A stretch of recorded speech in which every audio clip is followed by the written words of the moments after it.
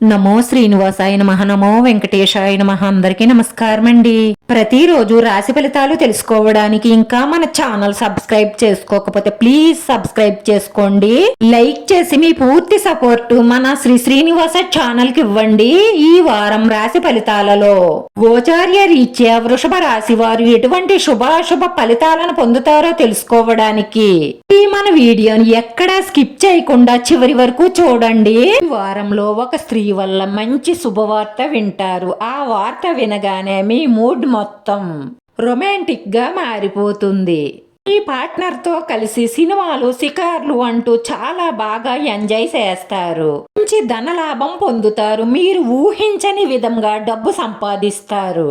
వ్యాపారంలో పెద్ద పెద్ద ఒప్పందాలు రావచ్చు, లేదంటే మంచి ప్రాజెక్టు సాధించవచ్చు. రాశి వారికి ఈ సంవత్సరంలో మీరు చాన్నాళ్ల నుంచి నెరవేరడం లేదు అనుకుంటున్న కోరికలన్నీ కూడా పట్టుదలగా ప్రయత్నిస్తే నెరవేరి తీరుతాయి. మీరు ఏం చెయ్యాలి అనుకున్నా పట్టుదలగా ప్రయత్నిస్తే విజయం సాధిస్తారు. సంవత్సరంలో కుటుంబ విస్తరణ అంటే స్థిరాస్తికి సంబంధించిన ఆస్తులు వచ్చే అవకాశాలు ఉన్నాయి. మీ వైవాహిక జీవితంలో మధురానుభూతులను పొందగలుగుతారు. రాశి వారికి గురుగ్రహం 2వ స్థానంలో ఉండడం వల్ల సంతానం లేని వారికి సంతానం కలగడం, సంతాన వృద్ధి కలుగుతుందండి. పెద్ద స్థాయి నిర్ణయాలు తీసుకోవాలంటే, ఇల్లు కట్టుకోవాలనుకోవడానికి కానీ ఇలాంటి నిర్ణయాలకి ఈ సంవత్సరం చాలా అనుకూలంగా ఉంటుందని చెప్పవచ్చు.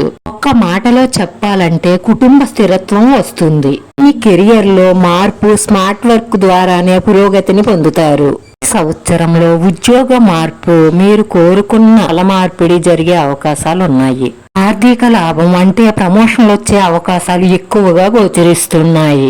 ఆర్థిక పరిస్థితులు గతం కంటే చాలా మెరుగుపడతాయి. స్త్రీలు మీ మీదున్న బరువు బాధ్యతలను చాలా వరకు నెరవేర్చగలుగుతారు. కుటుంబ పురోగతి, సంతాన పురోగతి రెండు కూడా చాలా బాగుంటాయి. జీవిత భాగస్వామి ఆరోగ్యం పట్ల శ్రద్ధ వహించండి. ఎట్టి పరిస్థితుల్లోనూ నిర్లక్ష్యం చెయ్యకండి.